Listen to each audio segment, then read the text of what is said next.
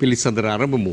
ඔබට රටට වාසනාවක් ඇන්දන ආයතනයක අධ්‍යක්ෂවරයෙකු සමග කතා කරන වාසනාවන්ත උදෑසනක් වේවි කියන විශ්වාසයෙන්ම මම කතා බහ පටන් ගන්න කැමති ජාතික ලොතරැයි මණ්ඩලයේ අධ්‍යක්ෂ කැලුම් ප්‍රියංකර මහතා. අයබන් සුබ උදෑසනක්. ජාතික ලොතරැයි මණ්ඩලය බොහෝ දේවල් තිබෙන ලොතරැයි මණ්ඩලයේ පැත්තෙන් කතා කරනවා නම් මම කැමති ඉස්සෙල්ලා මේ පවතින තත්ත්වයත් එක්ක කතාව පටන් ගන්න. වර්තමාන මේ කොවිඩ් වසංගත තත්ත්වයත් එක්ක ජාතික ලොතරැයි මණ්ඩලයේ කාර්යභාරය වෙනස් වෙලා තිබෙනවා නම් මේ කොහොමද? කියන්නේ කටයුතු වෙනස් වෙලා තිබෙනවා නම් ඒ කොහොමද? සහ මේ කොවිඩ් වසංගත තත්ත්වය හැම මේ ලොතරැයි මණ්ඩලය රටට එහෙම නැත්නම් ජනතාවට සලසන සේවය මොන වගේ එකක්ද? විශේෂතා මොනවද? උදෑසනක් ඇත්තටම ජාතික ලොතරැයි මණ්ඩලය කියලා කියන්නේ ජනතාවට වාසනාව ගෙන ආයතනයක් වගේම රටට අවශ්‍ය කරන මුදල් මහා භාණ්ඩාගාරයට සපයලා දෙන ආයතනයක්. ලොතරැයි මණ්ඩලයේ විදිහට අපි ඇත්තටම රට ලෝකයේ හැමතැනම අසරණ වෙනකොට ආයතනයක් විදිහට අපිත් කොවිඩ් 19 එක්ක අසරණ වුණා. මාස කිහිපයක් අපේ ටිකට් අලවිය පවා අතර කරන්න අපිට සිද්ධ වුණා. ඒකට හේතුව තමයි ජාතික ලොතරැයි මණ්ඩලයේ ටිකට්පත් හරහා හරි කොවිඩ් පැතිරෙයි කියන බයක් අපිට තිබුණා. ඒ නිසා අපි ටිකට්පත් නිකුත් කිරීම පවා මාස 2කමාරක් පමණ කාලයක් නවතා තිබුණා. හැබැයි ඊට පස්සේ රටක් විදිහට නැගෙන්න පටන් ගන්නකොට අපි ආයතනයක් විදිහට අපේ ආයතනය හරහා රටට සිද්ධ වෙච්ච සියලුම ප්‍රතිලාභයන් ලබා දෙන්න අපි අපේ මූලිකත්වය ලබා ගත්තා. විශේෂයෙන්ම මොකද මේ රටේ කොවිඩ් අර්බුදයත් එක්ක අපි පළවෙනි වතාවට සභාපතිතුමා අතුරු අපි අධ්‍යක්ෂක මණ්ඩලයේ තීන්දුවක් ගත්තා. ලොතරැයි මණ්ඩලයෙන් කොවිඩ් අරමුදල සඳහා රුපියල් කෝටි 2.5ක මුදලක් අපි ආයතනයක් හැටියට පරිත්‍යාග කරන්නට මූලිකත්වය ගත්තේ. ඒ වෙලාවේ ලබා දුන්නු විශාල මුදල අපි ලබා දෙන විට ඊට අමතරව සෞඛ්‍ය ආරක්ෂිත ක්‍රමවේද අනුගමනය කරන සියලුම ස්ථානවලට අවශ්‍ය නම් පහසුකම් ඉල්ලපු අපි හැම තැනටම අවශ්‍ය පහසුකම් දුන්නා. අඩුම ගානේ ලොතරැයි මණ්ඩලයේ රථ වාහන ටික සඳහා විකුණන්න දුවන්නේ නැති වෙලාවේ අපි ඒ ටික ඉතාම සද්භාවයෙන් යුක්තව සෞඛ්‍ය අමාත්‍යවරියගේ ඉල්ලීම් පරිදි අපි ලබා දුන්නා සෞඛ්‍ය අමාත්‍යාංශයට. අපේ වාහන වල තමයි ගොඩක් ඒ ජනතාවට සේවය කරන්න අවශ්‍ය කරන සහන සැලසුවේ.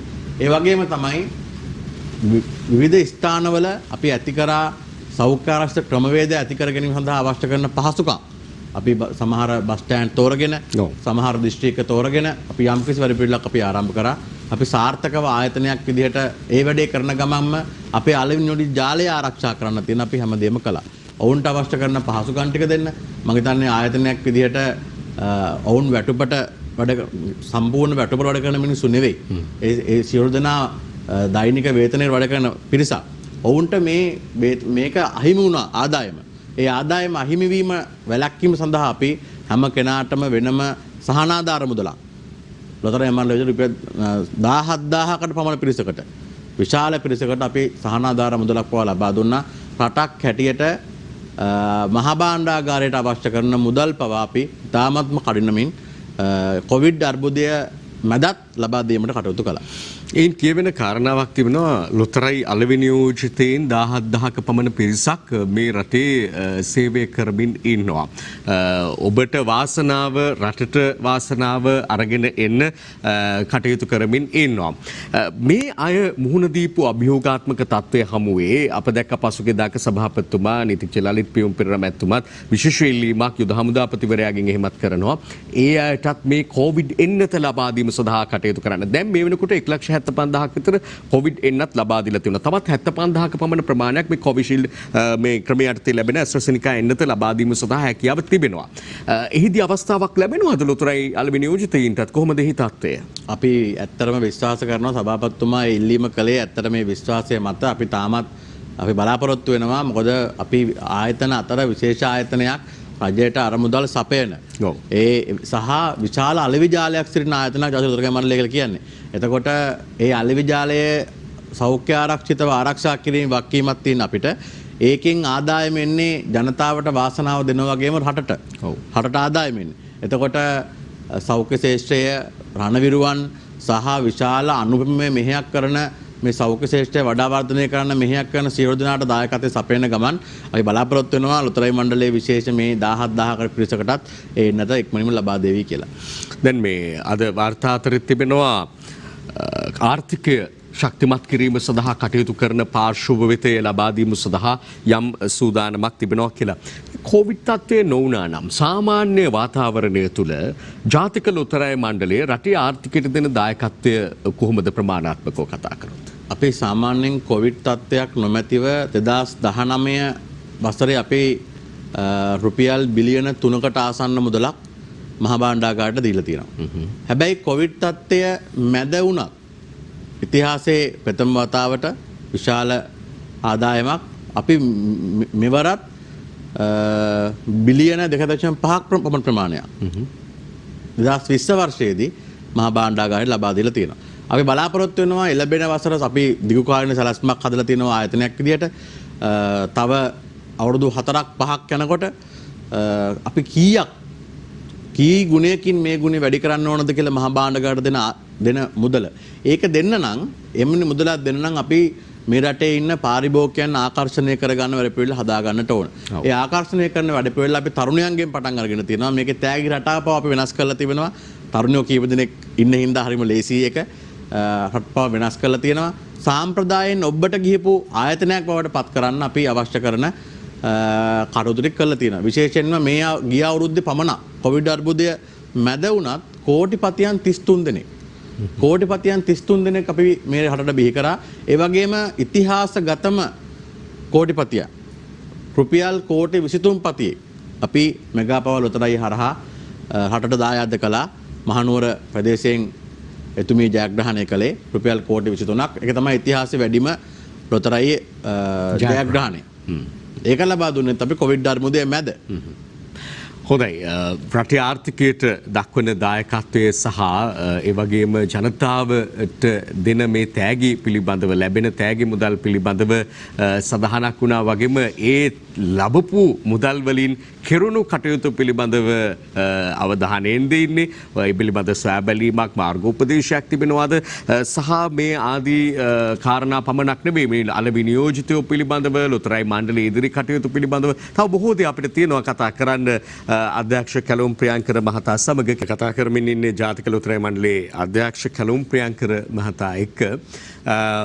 සභාපතිත්වයම ගත්තහම රටේ තරුණ නායකත්වයට එදා නායකත්වයේ දීපු තරුණ සභාවේ නායකයා නියමුවා විදිහට පවා කටයුතු කරපු සභාපතිවරයෙක් ලලිත් පියුම් පෙරේරා මැතිතුමා ඔබ වැනි තරුණ අධ්‍යක්ෂවරු යටතේ පාලනය වෙන්නේ. ඒකට අපි මේ කතාවේ අවසාන හරියට මේදී කියුණා මේ ක්‍රමය පිළිබඳව අපි හිතන්න ඕනේ කියන එක. දැන් ඒ කියන්නේ මේ තියෙන ආකර්ෂණය ඊළඟ පරම්පරාවල් වෙනකොට වෙනස් වෙන්න පුළුවන්. දැන් බොහෝ වෙලාවට අපිට පේන්නේ වැඩිහිටියය තමයි මේ ලොතරැයි මණ්ඩලයත් එක්ක ටිකට් පත් මිලදී ගැනීමත් එක්ක වැඩිපුර අපිට දිස්වෙන්නේ එහෙම තත්ත්වයක්.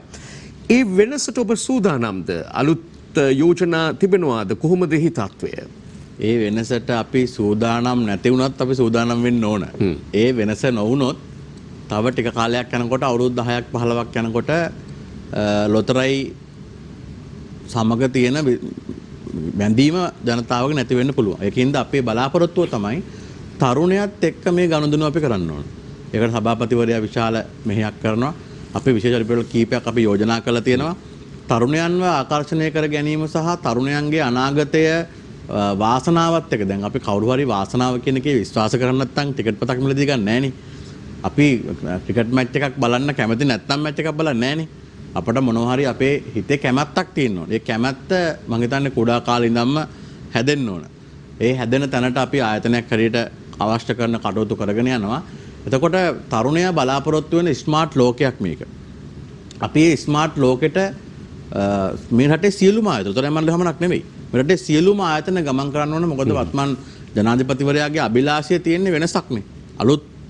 අලුත් සිස්ටම් චේන්ජ් එකක් බලාපොරොත්තු වෙන මිනිස්සුනේ මේ ආණ්ඩුව හදලා තියෙන්නේ.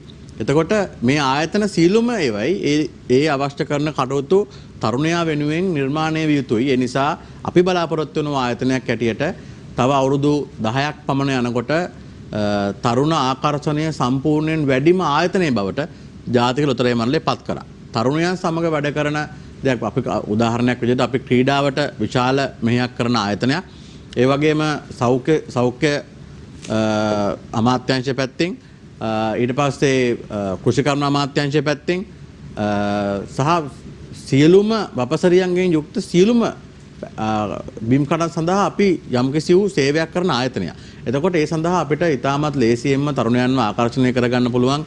ගමේ තියෙන ක්‍රිකට් මැච් එකක තරුණයාව ආකර්ෂණය කරගන්න පුළුවන් වැඩේ ඉඳලා අපි අවශ්‍ය කරන වැඩේ වෙන ප්ලෑන් කරන් යනවා.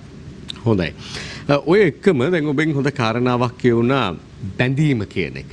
මේක එදා ඉඳලා තිබුණු දෙයක්. මේ රටේ ජනතාව සහ ලොතරැයි මණ්ඩලය අතර පුදුම බැඳීමක්. අර ටිකට් එක විකුණන ස්විප් ටිකට් එක අරගෙන ගෙදරට එන. එහෙම නැත්නම් ටවුමට ගිහිල්ලා ස්විප් ටිකට් එක ගන්න තැන ඉඳලා ඒ ටිකට් එක අතට දෙන තැනත්තාගේ ඉඳලා පුදුම බැඳීමක් තියෙනවා.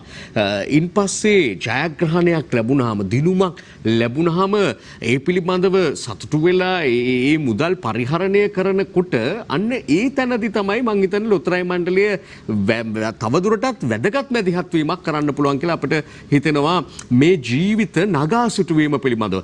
මුදල් ලැබුණටම හැමෝටම බෑ නිසි කළමනාකරණයක් කරන්න.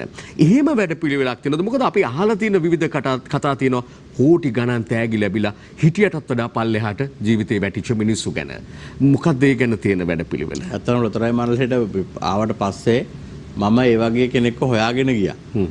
රුපියල් කෝටි 13ක් දිනපු අයෙක් ඒ රුපියල් කෝටි 13ට වෙච්ච දෙයක් නෑ. එයා වැඩ කරේ තේ කඩේක. දැනුත් වැඩ කරන තේ කඩේක.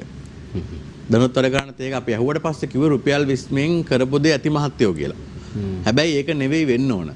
මේ රටේ මිනිස්සුන්ට අපි මේ අවස්ථාව දීලා තියෙන්නේ 1955 අපේ SK නුගේවැල මැතිතුමා එවකට සෞඛ්‍ය අමාත්‍යවරයා එතුමා තමයි මේ ස්විප් ටිකට් සංකල්පය රටේ ඇති කරේ ආරෝග්‍ය ශාලා ලොතරැයි හරහා. එදා ඉඳලා රුපියල් ලක්ෂය දිනුමෙන් පටන් ගත්ත දිනුම අද කෝටි 23ක් දක්වා ඉහළ ජයග්‍රාහකයන් සංඛ්‍යාව බිහි කරලා තියෙනවා. මේ එදා මෙදා තුර කාලයේ පුරාවටම බිහි වෙච්ච හැම කෙනෙක් සම්බන්ධවම අපි දැන් අපි පොඩි වාර්තාවක් හදාගෙන යනවා. ඔවුන්ගේ ජීවිතය මොන විදිහටද නගා සිටුලා තියෙන්නේ කියලා. සමහර කඩාවැටීම් මුදල් එක්ක සමහර ජීවිත ඉතාමත්ම හොඳ ව්‍යාපාරිකයන් බවට පත්වෙච්ච මේ රටේ දක්ෂ ව්‍යාපාරිකයෝ බවට පත්වෙච්ච මිනිස්සු මේ වාසනාවන්ත නැහැ බිහි කරලා තියෙනවා. අපි ඉදිරියට බලාපොරොත්තු වෙනවා ඉතාමත්ම නබෝ දිනක ඉඳලා ඔවුන් ගන්න මුදල ආයෝජනය කරන ආකාරය, ඔවුන් ගන්න මුදලට දිනා ගන්න මුදලට සාධාරණයක් ඉටු වෙන ආකාරයට ඒක රටට, ජාතියට, සමාජයට සහ අනාගත පරපුරේ හැම කෙනෙක්ටම දායකත්ව සැලසෙන විදිහට අවශ්‍ය කරන රිපෙල්ලක් අපි හදලා දෙන්න. ඒක අනුව ඔවුන්ගේ මුදල් භාවිතයේ ඔවුන්ගේ අයිතියක්. හැබැයි අපිට පුළුවන් ඔවුන්ට සඳහා මාර්ගය පෙන්වන්න. අපි සඳහා අවශ්‍ය කරන රිපෙල්ල සකස් කරන්න. මාර්ගෝපදේශය තමයි මෙහිදී තාමත්ම වැදගත් කාරණා විදිහට අපට පෙනෙන්නේ. ඒකම මේ ලොතරැයි අලෙවි නියෝජිත මේක මට්ටම් කීපයක් තිබෙනවානේ. පළාත් වශයෙන්, දිස්ත්‍රික් වශයෙන්, ඒ වගේම ප්‍රාදේශීය වශයෙන් අපි බොහෝම ප්‍රාථමික තැනට આવොත් අපි ළඟට ඇවිල්ලා බෝඩ් එකේ ටිකට් එකක් බෝඩ් එකේ ගහලා තියෙන ටිකට් එකක් දෙන නියෝජිත අලෙවි මහත්මයාගේ ඉඳලා එහෙම නැත්නම් ඒ නෝනාගේ ඉඳලා ගත්තාම බොහෝ දෙනෙක් මේ ඇතුලේ ඉන්නවා. එතකොට එය ආකර්ශනීය බවට පත් කරන්නේ ඒ අයගේ ජීවිත නගා සිටුවන්නත් තිබෙන විශේෂ වැඩපිළිවෙලක් තියෙනවාද? ඇත්තටම මේ අපේ දැන් තියෙන ටිකට් කූඩු සංකල්පය අපි බලාපොරොත්තු වෙනවා ආයතනයක් විදිහට අදාළ දිස්ත්‍රික්කයේ සංචාරක ආකර්ෂණය නංවන තැනට ඒ ටිකට් කූඩුව වර්ධනය කරන්න. හේතුව තමයි තාමත් සාම්ප්‍රදායික ටිකට් කූඩු තමයි අපිට දකින්න තියෙන්නේ. සමහර තැන්වල තියෙන නිකන් ටකරන් වලින් අටවගත්ත චූටි කූඩු අපි ඒවා වෙනස් කරලා සෝලා තාක්ෂණයත් එක්ක අලුත් විදිහට අඩුම ගන්න මේ මිනිස්සෙක්ට එන මිනිස්සෙක්ට ෆෝන් එකක් charge කරගන්න පුළුවන් විදිහට ටිකට් කූඩුවක්. ඒ සඳහා අවශ්‍ය කරන නිර්මාණාත්මක හැකියාවන් අපි මෙතන සොයා බලමින් සිටිනවා. ඒ වගේම තමයි ඔවුන්ගේ ආදායම ටිකට් එකෙන් විතරක් තියෙන ආදායමට වඩා වෙනත් ආදායමකට හරවන්න පුළුවන් නම් අපි සඳහා උත්සාහ කරනවා. ඒ කියන්නේ උදාහරණයක් විදිහට ඒ ටිකට් කූඩුව අලුත් විදිහට නිර්මාණය කළොත් අපිට නාගරික සංවර්ධන අධිකාරිය, ප්‍රාදේශීය සභාව, මහා මාර්ග අධිකාරිය ඇතුළු මේ ආයතනවලත් එක්ක කතා කරලා අපිට නිර්මාණය කරගන්න පුළුවන් නම් නැත්තම් වෙන්නේ සාමාන්‍යයෙන් ටිකට් විකුණන කෙනෙක් ගියාට පස්සේ ප්‍රාදේශ සභාවක බලප්‍රදේශයක නම් ඔහුට සමහර වෙලාවට අවසර නැහැ. ඒ අවසර නැති ටික අපි පිළිවෙලකට ගොඩනගලා පළාත් පාලන කතා කරලා අලුත් සංකල්පයක් අපි ගේන්න ඕන. ඒ ටිකට් කූඩු සඳහාම දැන් උදාහරණයකට තිස්සමහාරාම හම්බන්තොට දිස්ත්‍රික්කයේ තිස්සමහාරාම වගේ ප්‍රදේශයක් නම් ඒකේ සම්පූර්ණ චිත්‍ර ටිකට් කූඩුව මත ඩිසයින් වෙන්න ඕන. යාල වන උද්‍යානය, කතරගම, මත්තල ජාත්‍යන්තර ගුවන්තොටුපළ, හම්බන්තොට වරාය වගේ ආයතනත් ඒ කියන්නේ ඒවත් එක්ක තමයි එහෙ ඩෙවලොප් වෙන්න ඕන. එතකොට සීගිරිය දඹුල් වගේ ප්‍රදේශයක් නම් සීගිරියත් එක්ක තමයි ඒක ඩෙවලොප් වෙන්න ඕන කියන අපි යෝජනා කරලා තියෙනවා. ඒකින්ද අපි අලුත් වෙනසක් ඔවුන් වෙනුවෙන් නිර්මාණය කරලා දෙනවා ඉදිරියේදී. ඒ සඳහා අවශ්‍ය කරන තරුණ ආකර්ෂණය දිනා ගැනීමත් එක්ක තමයි අපි මේ දේ කරන්න බලාපොරොත්තු වෙන්නේ. තරුණ ආකර්ෂණය දිනා ගන්න එහෙම වැඩ කරනකොට අර අපේ වැඩිහිටි පරපුර එහෙම ඔය ගොඩක් නවීකරණය වෙනකොට ලස්සන වෙලා එනකොට ඈත් වෙන්නත් බලපායි. නෑ. මං හිතන්නේ දැන් අවුරුදු 55 60 කෙනත් උදේ නැගිටින්නේ ෆෝන් එක අතර නම් Facebook ගිහිල්ලා. මං අහන්නේ පොඩි දුරස්ථභාවයක් ඇති වෙයිද කියලා. ඔව් දුරස්ථභාවයක් ඇති නොවෙන්න අපි වග බලා ගන්න විදිහට අපි හඩක් හදන්න ඕන. මම හිතන්නේ මොකද මේ සම්ප්‍රදායත් යනවනේ. සම්ප්‍රදායත් එක්ක තමයි සම්ප්‍රදායෙන් ඔබට යන්න වෙලා තියෙන්නේ. ඒ දෙකම සංකලනය කළා තමයි අපි මේ දේ කරන්නේ. ලොතරැයි මණ්ඩලයේ ඉතිහාසයේ වෙනසක් ඇති වෙන කාලවකවානුවක් අපි අනිවාර්ය නිර්මාණය කරනවා. ඔබ මේ කතා කරද්දි මේ තරුණ පරපුර ආකර්ෂණය ගැන වැඩිපුර කතා කරපු නිසා මට හිතුණා ලොතරැයි මණ්ඩලයෙන් පොඩ්ඩක් එහාට ගිහින් කතා කරොත් හොඳයි කියලා. එක පැත්තකින් ශ්‍රී ලංකා පොදුජන තරුණ පෙරමුණ නේද? පොදුජන තරුණ පෙරමුණෙහි ඔබ සුවිශේෂ කාර්යභාරයක් ඉටු කරන කෙනෙක් එක පැත්තකින්. තරුණයෝ මේ රජයෙන් අපේක්ෂා කළ තත්ත්වය දැන් තිබෙනවාද? ඒ තරුණ පිබිදීම ඇතුලේ බලාපොරොත්තු ඉටු වෙනවාද දැන්? මේ රටේ ලක්ෂ 69ක් මිනිස්සු බලාපොරොත්තු වුණේ තරුණයෝ බලාපොරොත්තු වුණේ එකම කාරණාව. උදාහරණයක් විදිහට කිව්වොත් ලක්ෂ 69ක මිනිස්සු අකමැති වුණේ රණවිරුව හිරේ දාන එකට. ඔව්. හොරකම් කරන එකට. හාමුදුරන් වහන්සේලා හිරේ දාන එකට. සහ අයථා ක්‍රියාවන් රට තුල සිදු නොවිය යුතුයි කියන මතය නිසා තමයි ලක්ෂ 69ක ඡන්ද අපේ ජනාධිපතිවරයාට දිනා ගන්න පුළුවන් වුණේ. මම හිතනවා වෙනදට වඩා අලුත් විදිහට ඒ පිළිබඳව බලන්න ජනාධිපතිතුමාටත් අග්‍රාමාත්‍යතුමා ඇතුළු ආණ්ඩුවට මේ වෙනකොට අවකාශ සැලසෙලා තියෙනවා. යම් යම් අඩුපාඩු යම් යම් ගැටලු නිර්මාණය වෙලා තියෙන්න පුළුවන්. හැබැයි තරුණයන් ඉල්ලන ලෝකය නිර්මාණය කරන්න පුළුවන් නායකයෝ දෙන්නෙක් මේ රටේ ඉන්නවයි කියන විශ්වාසය මත අපිට තව අවුරුදු 2-3ක් ගියාට පස්සේ බලා ගන්න පුළුවන් තරුණයන් බලාපොරොත්තු වුණු දේවල් ටික මේ ආණ්ඩුව ලබා දෙනවද නැද්ද කියලා. හැබැයි අපට 100% විශ්වාසයක් තියෙනවා අනිවාර්යයෙන්ම බලාපොරොත්තු වුණු දේවල් තරුණයන් ඉල්ලපු වෙනස මේ මහ පොළොව මත නිර්මාණය වෙවි කියලා. මම මෙන්න මේ කාරණාට ඔබේ පෞද්ගලික අදහසක් දැනගන්න කැමතියි. තරුණයෝ වෙනුවෙන් වැඩ කරන්න, තරුණයෝ අපේක්ෂා කරන දේ ඉටු කරන්න තරුණ නායකත්වයක්ම ඕනේද? මම හිතන්නේ තරුණයන් වෙනුවෙන්ම වැඩ කරන්න තරුණයන්ම ඕන කියලා. හැබැයි අපේ ඉතිහාසයේ සම්බන්ධකම් මිනිස්සුන්ගේ හරි වෙනස්. උදාහරණයකට අපි සමවයස් මිතුරන් සමග තමයි සමවයස් වැඩ කරන්නේ. අපි අවුරුදු 60ක කෙනෙකුත් එක්ක තියෙන සම්බන්ධතාවය අවුරුදු 30 දෙන්නෙක් අතර ඉතා වෙනස්. හැබැයි අවුරුදු 61 කෙනයි අවුරුදු 30 කෙනයි අතර තියෙන සම්බන්ධතාවය ගොඩක් වෙනස්. ඒකින්ද තරුණයෝ විදිහට තරුණයන්ට විදිහට අවශ්‍ය වෙන්නේ තරුණයන්ව පාලනය කරන පිරිසක් නෙවෙයි. තරුණයන්ට පාර පෙන්වන පිරිසක්. වැඩිහිටියන් අවශ්‍යයි. වැඩිහිටියන් අවශ්‍ය වෙන්නේ ඔවුන්ට පාර පෙන්වන්න. සමහර වෙලාවට තරුණයන් වුණත් වැඩිහිටියන්ට වඩා අපි කියන්නේ පඬිත වෙන අවස්ථා කියලා.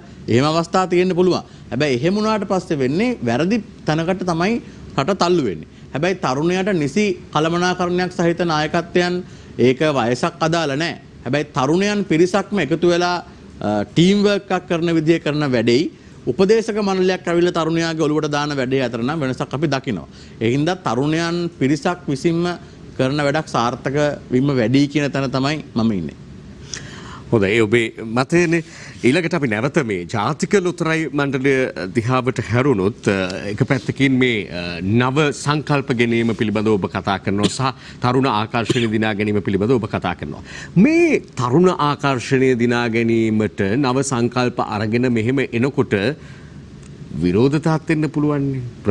මේට ප්‍රතිවිරෝධ අදහසුත් එන්න පුළුවන්. මේක එක පැත්තකින් සූදුවක් විදිහට අර්ථකථනය කරනවා.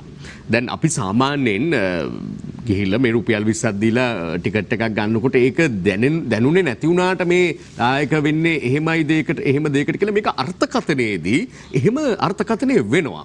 මොකක්ද ඒ අයට ඔබට කියන්න තියෙන්නේ? දැන් ඇත්තටම අපි රුපියල් 20ක් දීලා ටිකට් එකක් ගන්නේ පෞද්ගලික අපේ වාසනාව උරගා බලන්න. හැබැයි අපි ගන්න ටිකට් පතට අපේ ජනතාව ගන්න ටිකට් පත තුලින් විශාල මුදලක් මහා භාණ්ඩාගාරයට මේ රටේ යනවා.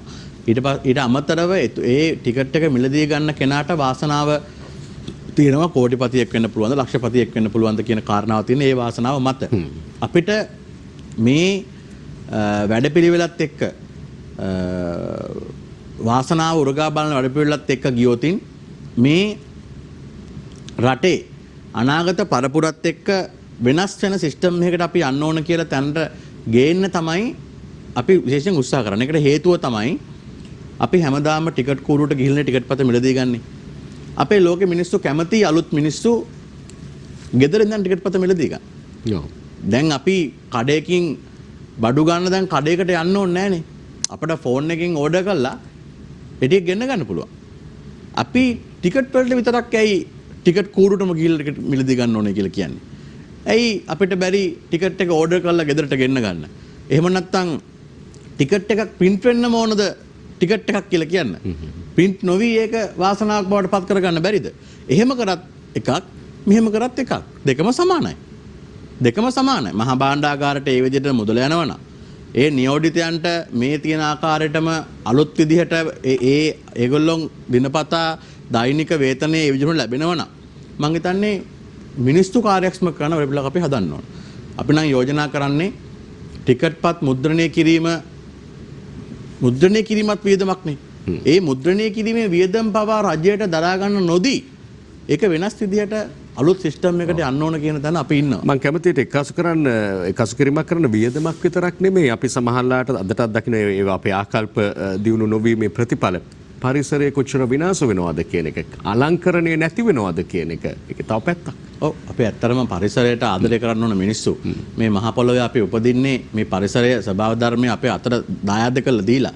එතකොට අපි මියදෙන දවසක මේ කුමන හෝ චූටි දෙයකින් හරි මේ පරිසරයට හානියක් වෙලා තිබ්බනම් ඒක අපි හැමෝටම බලපානවා සහ අනාගත පරපුරට බලපානවා. ඊට වඩා මේවා ප්‍රවාහනය කරන යන වියදම් ඊට පස්සේ ඕනෑම ආකාරයකට තියෙන වියදම අවම කර ගැනීම සඳහා අපට අවශ්‍ය කරන කටයුතු කරන්න පුළුවන්.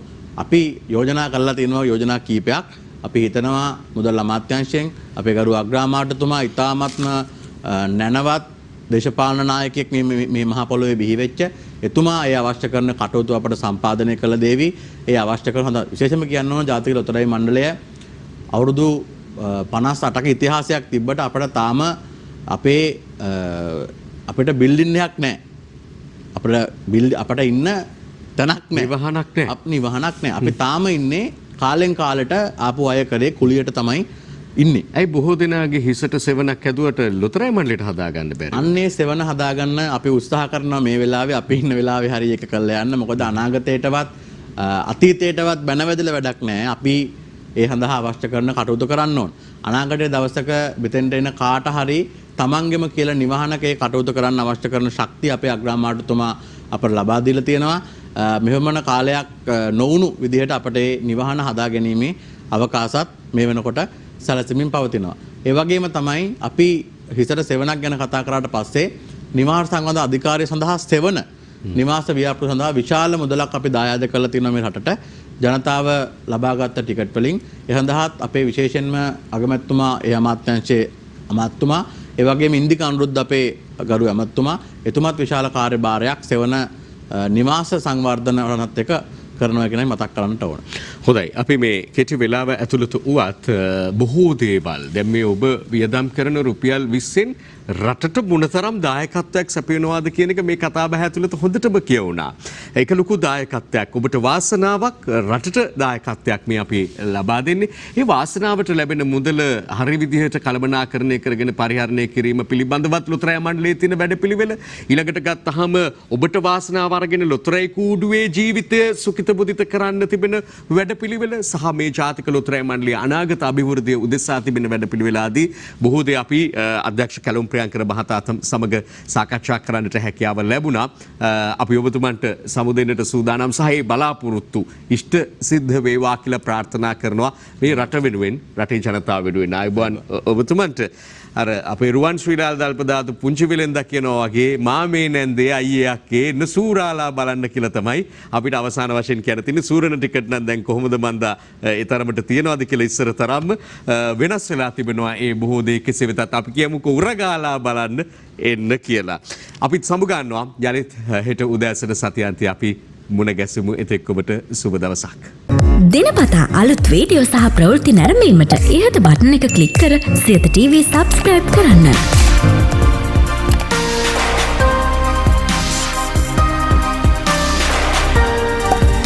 අලුත් වීඩියෝ ගැන මුලින්ම දැනගන්න මෙම සීනුව ක්ලික් කරන්න.